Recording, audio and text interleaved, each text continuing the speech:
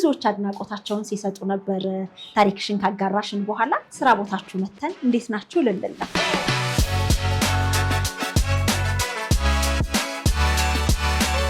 ግን ዶክተር ነው የምትያት አሁን በመደበኛው ከስተመር ፊት አትሳሳችም? አልሳሳትም። ህመሜ ገብቷቸዋል፣ ያለፍኩበት ስቃይ ገብቷቸዋል። በጣም የሚገርመኝ ባህሪ ማለት ነው። በጣም የሚያስጨንቁ ነገሮች አያስጨንቋትም። እኔ ደግሞ በኦፖዚት ነኝ፣ በጣም ነው የሚጨነቀው ማለት ነው። ሁለቱም በጣም ዲስፕሊን ያላቸው ናቸው። ይሄ ደግሞ እኔ ስለቀጣኋቸው ምናምን አይደለም፣ እኔ ራሱ እግዚአብሔር ይመስለኛል። ረጅም ጊዜ ትምህርት አቆመሽ ቆይተሽ ከዛ ጎይንግ ባክ ቱ ስኩል ራሱ ከባድ ነገር አይደለም። እሱ በጣም እንዳልንቃት አደረገኝ። ተስፋ አለኝ ለካቺ ሴትም ይሄን ሁሉ አመት ነው እንደዚህ የሆነችው። ከዚህ ያህል ጊዜ በኋላ ወደ ትምህርት መመለስ አይረፍድም ለሚለው አይረፍድም። ሁለት ነገሮች በጣም ይገርመኛል። አንደኛ ዴዲኬሽን፣ ሁለተኛ ደግሞ ስትረስ ማኔጅ የምታደርግበት መንገድ። የተጎዳ ሰው የምሰማውን ሰው ይፈልጋል፣ ገንዘብ አይደለም እኛ የምንፈልገው።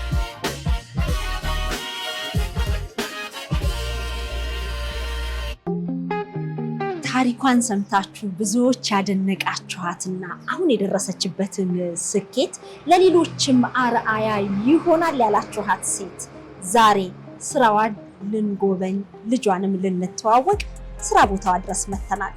ጉድ ኒውስ የጥርስ ክሊኒክ ነው መገኛ ቦታዋ።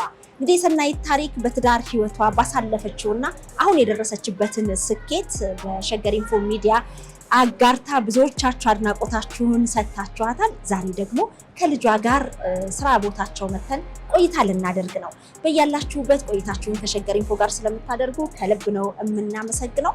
ለሌሎች ያስተምራል፣ ይጠቅማል የምትሉት የምታጋሩን ታሪክ ካለ ደግሞ ከታች በተቀመጠው ቁጥር ደውሉልን፣ ሀሳባችሁን አጋሩን። ለሸገር ኢንፎ አዲስ የሚሆናችሁ ሰብስክራይብ ማድረግ እንዳይረሳ።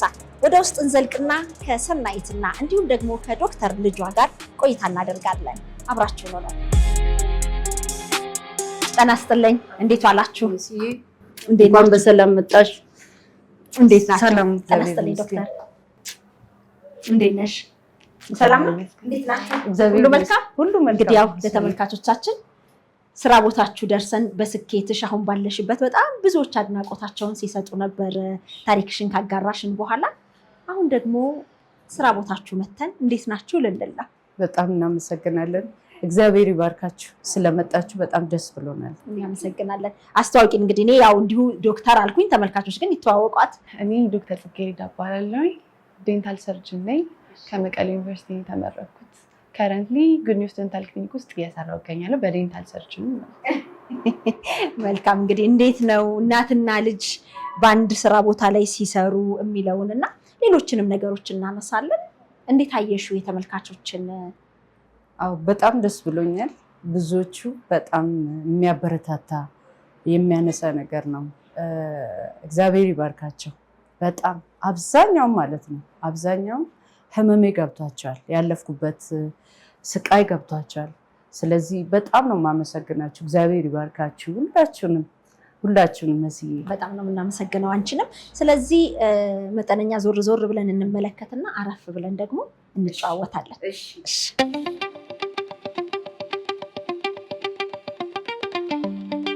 ሰላም ለዚህ ቤት፣ እንዴት ዋላችሁ? ሰላማችሁን ተቀብለናል። አሜን አሜን። በጣም እናመሰግናለን ስለመጣችሁ። ጉድ ኒውስ የጥርስ ክሊኒክ ያው ይሄን ይመስላል። እንግዲህ ዶክተር እስቲ የምትለው ካለ? ግን ዶክተር ነው የምትያት አሁን በመደበኛው ከስተመር ፊት አትሳሳችም? አልሳሳትም። ፔሸንት እያለ አድሬስ የሚደረገው አንባባልም። በህክምና አንቺስ ማን ነው የምትያት? ዶክተር ትለኛለች። እሷን ብቻ ሳይሆን ሁሉንም ስታፎች አድሬስ የምንደራረገው በስራችን በፕሮፌሽናችን አድሬስ የምንደራረግ ማሚ ነው የምልኝ ማለት ነው። በሌላው ሰዓት ያው ማሚ ነው። እነሱም ሁሉም ማሚ ነው የምልኝ። ስራ ሳለ ግን አድሬስ የምንደራረገው በፕሮፌሽናል ሆነ ወይ ነው ማለት። በጣም ደስ ይላል። እንግዲህ ምንድን ነው የምትነግሪን ስለ ክሊኒካችሁ? ስለ ጉድ ኒውስ አሁን ወደ 10 ዓመት አካባቢ ሆኖታል። በእውነት ክሎዝ ቱ 10 years ማለት ነው። ከዛ የጀመረችው ዶክተር ሰናይት ናት። እኔ ጆይን ያደረግኳት ቅርብ ጊዜ ነው፣ ከመቀሌ ዩኒቨርሲቲ ግራጁዌት ካረኩኝ በኋላ ማለት ነው። ረጅም ሰዓቱን ስትሰራ የነበረችው የጀመረችው እሷ ናት። ከዛ እኔ ጆይን ካደረግኩኝ በኋላ ደግሞ ማድረግ የጀመርነው አድቫንስድ የሆኑ ቴክኖሎጂዎችን ማስገባት ጀመርን። ፕሮፌሽናሎችን መጨመር ጀመርን። ስፔሻሊስት ሐኪሞችን መጨመር ጀመርን። ሶ ከረንትሊ ከፓርታይም ሐኪሞቻችን ጭምር ማለት ነው ወደ 10 አካባቢ ስታፍ አለን። ሁሉንም አገልግሎቶች እንሰጣለን። ኮንሰርኒንግ ኦራል ሃይጂን የተመለከተ ከጥርስ ካፍ ጤና ጋር የተገናኙ ሁሉንም አገልግሎቶች እየሰጠን እንገኛለን። አድቫንስድ በሆነ ዌይ ማለት ነው። እስፔሻሊ በዚህ ዓመት ብዙ ቴክኖሎጂን አስገብተናል። ብዙ ደግሞ ስፔሻሊስት ሐኪሞችን ማስገብተን የተሻለ ሰርቪስን በተመጣጣኝ ዋጋ ለመስጠት ስትራይቭ እያደረግን እንገኛለን። በጣም ደስ ይላል። እኛም እንግዲህ በጥረት በስኬት ላይ ያለ አሁን የደረሳችሁበትን በተለይ ዶክተር ሰናይት እኔ እንግዲህ ሰናይት ስል ነበር እዛም ቆይታችን ላይ ይሄን ታይትል አልተጠቀምንም ዶክተር የሚለውን በጣም ይቅርታ። ምንም ችግር የለውም። ስለዚህ ምን ላይ ናችሁ የሚለውንም ለማየት ነው እንግዲህ ቁጭ ብለንም እንጨዋወታለን። ለራስዎና ለቤተሰቡ ምቾትና ክብር የሚሰጥ ቤት ይፈልጋሉ? እንግዲያውስ ይህ በ150 ካሬ ሜትር ላይ ያረፈ ቤት በአዲስ አበባ ለመኖሪያ ምቹ በሆነችው ላፍቶ የሚገኝ በውስጡ 6 ሰፊ መኝታ ቤቶችን የያዘ ድንቅ G+2 መኖሪያ ቤት ነው። 2 ማስተር ቤድሩም፣ 5 ዘመናዊ መታጠቢያ ቤቶችና ለቤተሰቡ ምቾት ተብሎ የተነደፉ ወይንም ለተለያዩ ዝግጅቶች የሚያገለግል ሰፋ ያለ ቴራስ አሉት። እጅግ ሰፊ የሆነ መመገቢያ ወይንም ዳይኒንግ ክፍል እንዲሁም የባህላዊና ዘመናዊ ምግብ ማብሰያዎችን አጣምሮ የያዘ ነው። እንደ አቅሙ ለምቾቶና ለደህንነቱ ታስቦ በተለየ ትኩረት የተሰራ 2 መኪኖችን ማቆም የሚችል ሰፊ ቦታም ተካቶበታል። ይህ መኖሪያ ቤት ብቻ አይደለም፣ የደስታው ምንጭ የእፎይታውም ስፍራ ጭምር ነው። ይህ ልዩ ዕድል እንዳያመልጡ። በ0955 97 11 11 ወይንም በ0955 98 11 11 ላይ አሁኑ ይደውሉና ይህን ቅንጡ መኖሪያ ይጎብኙ። ዳዬ ፕሮፐርቲስ፣ የላቀ የኑሮ ደረጃ። ጉድ ኒውስ እንዴት አላችሁት? ትንሿ ልጅ ውጭ ያለችው እሷ ናት። እኔ ሌላ ስም ነበር ያወጣው። ከዛ ጉድ ኒውስ ይባል ሰኒ አለችኝ። ከዛ እሺ ብዬ በቃ እኔም ሳስበው ደስ አለኝ። መልካም ዜና ነው ስለዚህ ብዬ ብለን ያው ተመካክረን ጉድ ኒውስ አደረግን። እንግዲህ ይህንን መልካም ዜና ለማብሰር ደግሞ በደንብ በሙያው ላይ ዶክተር አሁን ከእናትሽ ጋር እየሰራሽ ነው። እንዴት ነው እናትና ልጅ አብሮ መስራት ስሜቱ እንዴት ነው? ሙያዊ ነገር እንዳለ ሆኖ ጥሩ ነው፣ ግን ያው ስራ ላይ ሲሆን ስራ ነው የሚሆነው፣ ፕሮፌሽናል ነው የሚሆነው ሪሌሽንሺፑ ማለት ነው። እንደዛ ነው። ምንም ግን አንዳንዴ አይደበላለቅም? ኦነስት ስፒኪንግ አይደበላለቅም። አዎ እስካሁን ድረስ ፕሮፌሽናል የሆነ ስራ ስለሆነ የምንሰራው እዛ ጋር ሲሆን ብዙም ትዝ የሚልሽ የፋሚሊ ሪሌሽንሺፑ ሳይሆን ስራው ላይ ፎከስ አድርገሽ በትክክል ስራው መሰራቱ የጤና ስራ ስለሆነ ደግሞ ማለት ነው በደንብ ፎከስ ተደርጎ በትክክል መሰራቱ ፔሸንቱ ሳቲስፋይድ መሆኑ ደስተኛ መሆኑን ከፔኑ መገላገሉን እዛ ላይ ነው ፎከስ የምታደርጊው ማለት ነው።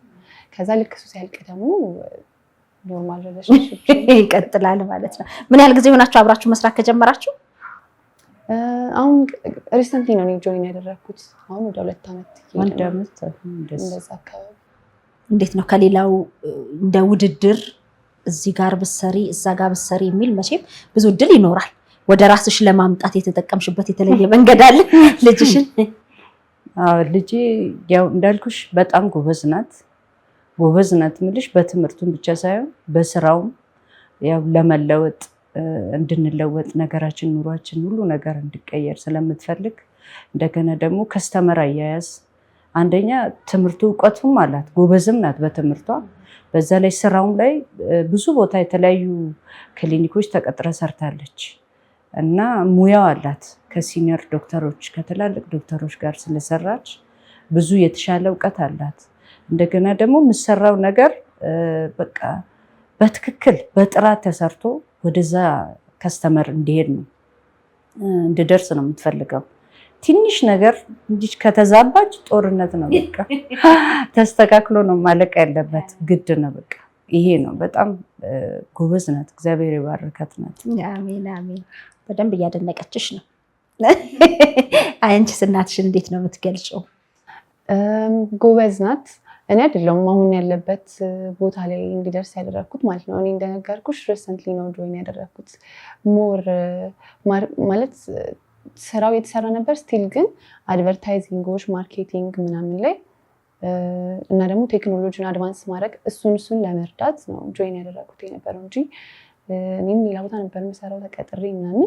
ያ ደግሞ ብዙ ቴክኖሎጂዎችን እንዳቅ ብዙ ደግሞ ስፔሻሊስት ሐኪሞች ጋር እንድተዋወቅ ምናምን ስለረዳኝ ያንን ያገኘሁትን እውቀት ደግሞ እዚህ ጋር አምጥቼው ሞር አድቫንስ እንድናደርገው እንደዛ ለማድረግ ነው ጆይን ያደረኩት ማለት ነው። ከዛ በቃ የስራው ህክምናው የተሰራ ነበረ። አሁን አድቨርታይዚንጉ ማርኬቲንጉን ኢንክሉዲንግ ቴክኖሎጂ አድቫንስ ያደረጉትን እነሱን ደግሞ ለማካተት ነው ጆይን ያደረኩት የነበረው ማለት ነው እንጂ ብዙውን ፓርት 90%ቱን እሷ ናት ኃላፊነት ወስዳ ስትሰራ የነበረው ምናምን ፎር ዘ ፓስት 9 years አካባቢ እሷ ናት ስትሰራ የነበረው ማለት ነው። ቅርብ ጊዜ ነው ጆይን ያደረኩት። ይሄ እንግዲህ እናትሽ ጥንካሬዋ አሁን ያለችበት ለብዙዎች ተምሳሌት ይሆናል ከኔ ህይወት ሌሎች እንዲማሩ ነው ብላም ነው ታሪኳን ያጋራችን እና በጣም ብዙዎች ተደንቀውባታል። እንግዲህ ያየሽው ነው። አንቺስ እንደ ልጅ የእናትሽ ጥንካሬ አሁን በዚህ በስራው ላይ ብቻ ሳይሆን በእናትነቷ ባላት ነገር እንዴት ነው የምትገልጫት? በጣም የሚገርመኝ ባህሪዋ ማለት ነው ስትረስ እና ፍርስትሬሽን ምናምን ሃንድል የምታደርግበት መንገድ በጣም ካልም ናት። ይሄ በጣም የሚያስጨንቁ ነገሮች አያስጨንቋትም። እኔ ደግሞ ኦፖዚት ነኝ፣ በጣም ነው የምጨነቀው ማለት ነው። እሱ ነገሯ በጣም ይገርመኛል። ፎከስ ማድረግ ትችላለች በጣም ማለት ነው። በጣም ብዙ የሚያስጨንቁ ነገሮች እያሉ አንድ ነገር ላይ ፎከስ ማድረግ ትችላለች ምናምን። ከዛ ደግሞ አሁን ልጅ እያለሁ እንደውም ብዙም አይታወቀኝ ነበር፣ ግን ትልቅ ሆነሽ እንደ ሴት ደግሞ ስታስቢው ረጅም ጊዜ ትምህርት አቆመሽ ቆይተሽ ከዛ ጎይንግ ባክ ቱ ስኩል እሱ ራሱ ከባድ ነገር አይደለ? ከዛ እኔ ደግሞ ጤና ላይ ስገባ ደግሞ የጤና ትምህርት እንዴት ድሬን እንደሚያደርግ ኤነርጂ እንደሚጨርስ ፍላጎትም ጭምር ያስፈልግሻል እሱን ትምህርቱን ራሱ ለመማር ማለት ነው። ይሄ ትምህርቱን ሁኔታ ሳየው ምናምን ከዛ ደግሞ ረጅም ጊዜ ስታቆሚ ደግሞ የሆነ መጀመሩ ራሱ በጣም ከባድ ይሆናል አይደል? ግን ያንን ማድረጓ ምናምን እሱ በጣም እንዳልንቃት አደረገኝ። ሞር ትልቅ ሰው ነው የእሷን ነገር አንደርስታንድ ያደረኩት እንጂ ልጅ እያለሁ ምንም የራሴ እንትን ላይ ነው ፎከስ ማድረገው የነበረው ማለት ነው። ብዙም ደግሞ ምንም ማቀም ነገርም አልነበረም። ትምህርት ላይ ፎከስ ማድረገኝ ነው የራሴን ድሪም ቼዝ ማድረግ ምናምን ላይ ነበር ፎከስ ማድረገው። ግን እንደ ሴት ደግሞ አንደርስታንድ ታደርጋት በጣም ጎበዝ ናት። እንደዛ ማድረግ የሚከብድ ይመስለኛል ራሴን እሷ ቦታ ላይ አድርጌ ሳስበው፣ በእሷ ጫማ ውስጥ ሆነሽ ስታዩ እንደዛ ሳስበው እሱ በቃ ሁለት ነገሮቿ በጣም ይገርሙኛል። አንደኛ ዴዲኬሽን፣ ሁለተኛ ደግሞ ስትረስ ማኔጅ የምታደርግበት መንገድ። እሱ ጤናው ላይ አንቺ ብቻ ነሽ ወይንስ ታናሽ እህትሽም ነች? አይ ታናሽ እህቴ ጤና የለችበትም። አንቺ ነሽ ወደ ጤናው? እኔ ወደ ጤናው መጣሁ። ብዙ ቤተሰቦች እንዳለ ጤና ላይ ነው የሚሰሩት። ስፔሲፊካሊ ደግሞ ዴንታል ላይ እነሱ ቤተሰባችሁ ውስጥ ዴንታል ላይ የሚሰራ ብዙ ሰው እንደዛ ይሰራል እና እነሱን እያየው ስላደግኩኝ ሞር በቃ የጤና ትምህርት ለመማር ዲሳይድ አደረግኩኝ ማለት ነው። እንደዛ ነበር ጆይን ያደረኩት። እሷ ደግሞ እኔ ኢንተረስቱ ስለነበረኝ ነው።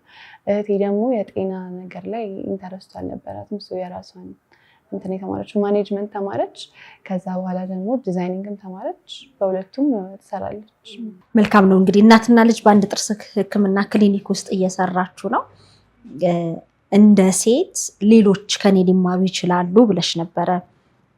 የፕሮግራማችን እንግዳ የሆንሽው በጣም ብዙ ሰው የሰጠው አስተያየት አሁን ላይ ለደረስሽበት ላለው ነገር አድናቆታቸውንም ሲገልጹ ነበርና ይሄንን አሁን ወደ ፕሮግራም ለመቅረብ ከኔ ሌሎች ሊማሩ ይችላሉ ብለሽ አስበሽ ከወጣሽ በኋላ ያሉትን አስተያየቶች ስታያቸው እንዴት ነው? በጣም ነው ደስ ያለኝ እውነት ለመናገር ማለት ነው። ማለት ውሸት ነገር አይደለም የተናገርኩት፣ በህይወቴ ያለፈውን ነገር ነው ኖሬበት ነው እንጂ ዝም ብዬ ሰውን ለመውቀስም ለመክሰስም አይደለም። ያው ተናግሬያለሁ። አላማዬ እዛ ጋር እንደኔ በስብራት ውስጥ በሀዘን ውስጥ ያሉ እንድጽናኑ፣ ነገም ደግሞ ቀን አለ እንደምሉ። እኛ እያረጀን ነው የምንሄደው፣ ህፃናት ልጆቻችን ግን እያደጉ ነው የሚሄዱት። እነሱ ህፃናት ሆኖ በእኛ እጅ ላይ ናቸው። እኛ ነን ቴኬር የምናደርጋቸው። እኛ ደግሞ እየደከምን ስንሄድ እነሱ ደግሞ ጉልበታም እየሆኑ ነው የሚሄዱት እነሱ የሚያስፈልጉን ጊዜ አለ። ስለዚህ ለልጆቻችን በከፈልነው ዋጋ ደስ ልለን ነው የሚገባው እና እንደዚያ አይነት ሀዘን ውስጥ ያለች ሴት ተስፋ አለኝ። ለካቺ ሴትም ይሄን ሁሉ አመት ነው እንደዚህ የሆነችው። ከዚህን ያህል ጊዜ በኋላ ወደ ትምህርት መመለስ አይረፍድም ለሚለው አዎ አይረፍድም። እንደገና ደግሞ ቀን አለ። እንደው የመማር እድል እንደኔ እንኳን ባታገኝ እግዚአብሔር ጊዜ አለው ማለት ለመስራት ሬዲ መሆን ነገ ሌላ ቀን እንዳለ ሌላ ህይወት እንዳለ እያሰበች ልጆቿ ደግሞ እንደሚያድጉ በቃ ለሷ ጠበቃ ሊሆኑ ይችላሉ አድገው ባትናገርም ማለት ነው።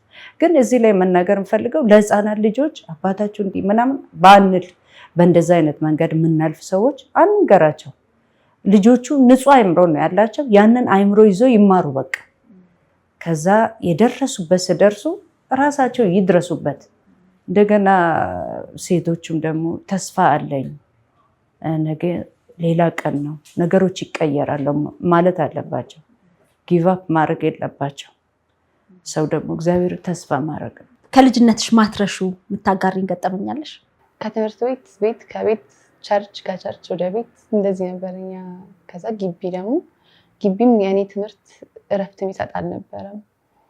ለእረፍት መጣው 15 ቀን ምናምን ነበር አዲስ አበባ መጣው። ከዛ ከቤተሰብ ጋር ነው ማሳልፈው። ተመልሼ እሄዳለሁኝ። ከዛ ስመጣ ደግሞ ስራ ነው የጀመርኩት። እንደመጣሽ አልተቸገርሽም?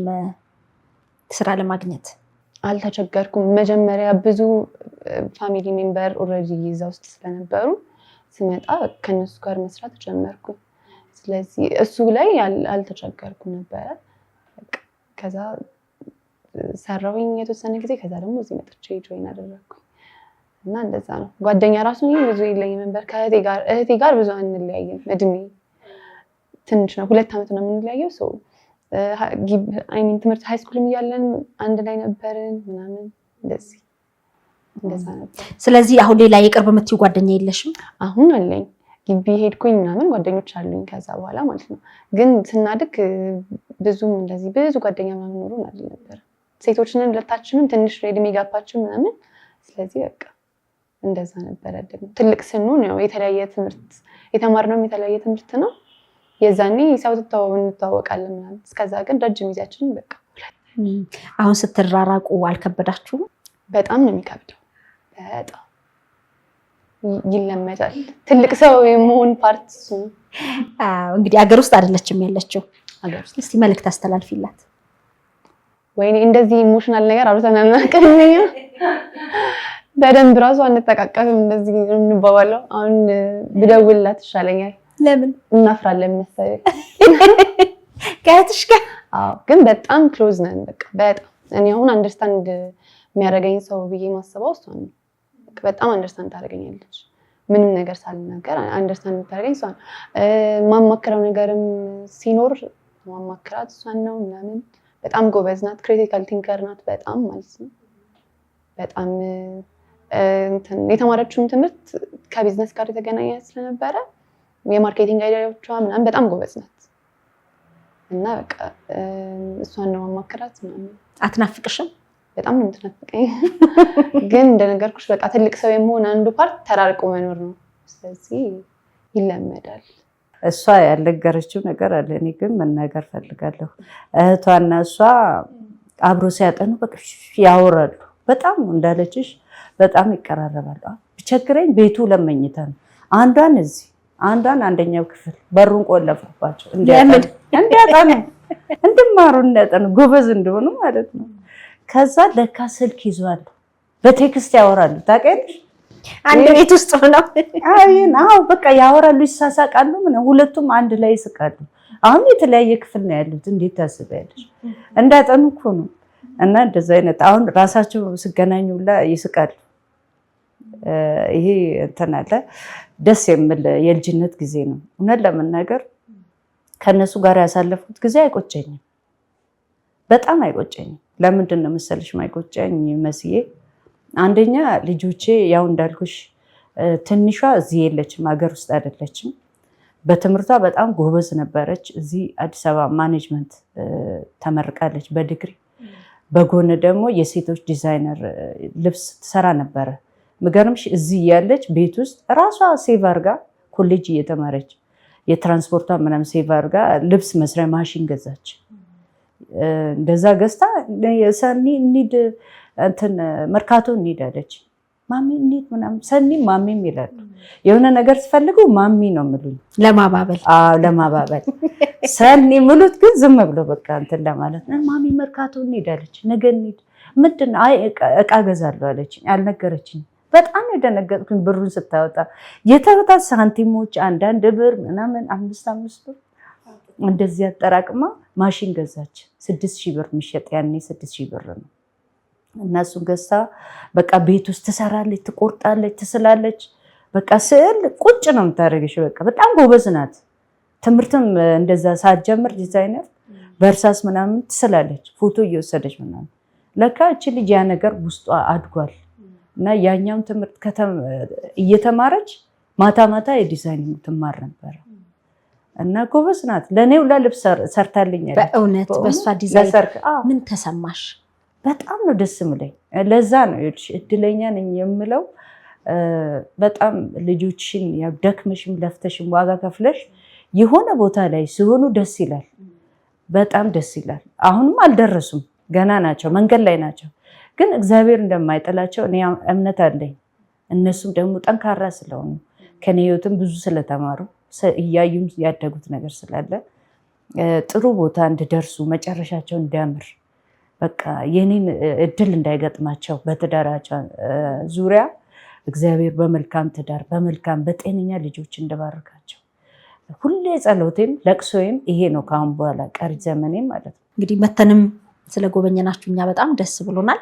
ግን ደግሞ ባለሙያ ካገኘን የጥርስ ክሊኒክ ውስጥ ካለን ጥቂት ስለ ፈገግታም ይሁን ስለሌላው በባለሙያ አንደበት ብንሰማ ደስ ይለኛል። ከጥርስ ጤና ጋር ተያይዞ ፈገግታ በራሱ ጤና ነው ማለት ይቻላል? አሁን ዴንቲስትሪ ሲባል ወይም የጥርስ ሕክምና ሲባል ምናምን ብዙ ሰው የሚያስበው ፈገግታ ውበት፣ ግን እንደዛ ብቻ አይደለም። በጣም ዲፕ ነው። ስለ ሙሉ ሰውነታችን ጤና በአፋችን ጤና ማወቅ እንችላለን። ለምሳሌ እኔ አሁን ብዙ ፔሸንቶች አሉኝ ስኳር እንዳለባቸው በጥርሳቸው ዲያግኖዝ ያደረግናቸው ሰዎች አሉ። የጀነራል ሲስተሚክ ዲዚዞች ራሱ ቢኖሩ ሰውነታችን ውስጥ አፋችን ውስጥ ማኒፌስት ያደርጋሉ። ስለዚህ በዛ ማወቅ ይቻላል ማለት ነው። የሲስተሚክ ሄልዛችንንም ማወቅ የምንችልበት እንትን ነው።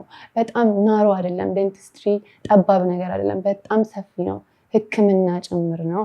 አሁን ፔሸንቶችን ብዙ ጊዜ አንደርስታንድ የማያደርጉት ዴንቲስትሪ ኮስሞቲክ ነገር ምናምን የውበት ነገር ኖ፣ ህክምና ነው፣ ጤና ነው። የሲስተሚክ ነገሮችን ዲያግኖስ የምናደርግበት መንገድ ነው። ኦራል ካንሰር አለ። በጣም ብዙ አዌርነስ የሌለው ብቻ ማህበረሰባችን ውስጥ አዌርነስ ያልተሰራበት በጣም ትልቅና ሰፊ ሙያ ሰፊ ዘርፍ ነው ዴንቲስትሪ ማለት ነው።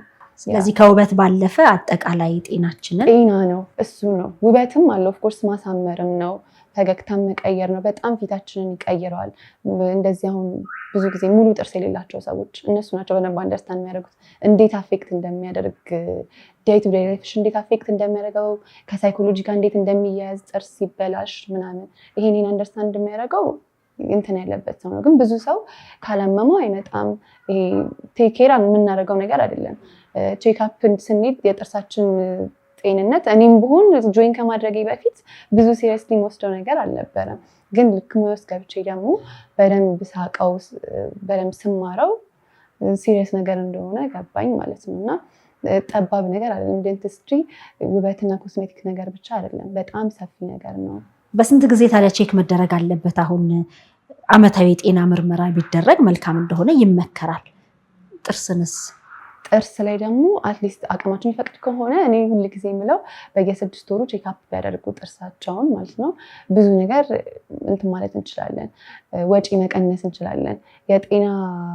የጥርስ ሕክምና በተለይ አንድ ጊዜ በጣም አድቫንስ ካረገ ችግሩ ከሰፋ በኋላ ስንሄድበት ብዙ ወጪ የሚያስወጣ ነገር ነው አይደል? ግን በቀላሉ ንጽህናውን ብቻ በመጠበቅ ማለት ነው ሬጉላር ቼክአፕ በማድረግ በየ6 ወሩ የማይችል ሰው ከሆነ ደግሞ በአመት አንድ ጊዜ ቢሆን ሬጉላር ቼክአፕ በማድረግ ሃይጂኑን በመጠበቅ በጣም ብዙ ነገር ወጪዎችን መቀነስ የሚችል ነው። ወደ አርቲፊሻል ጥርስ ኢምፕላንት ጋር ሳይደርስ ምናምን ማኔጅ ማድረግ የምንችላቸው ነገሮች አሉ ማለት ነው። ግን ዝም ስንለው አድቫንስ እያደረገ ሲሄድ ነው ችግር የሚፈጥረው። እንግዲህ ቀደም ባሉት ጊዜያት የጥርስ ንጽህናን ለመጠበቅ የሚደረጉ ባህላዊ መንገዶች ነበሩ።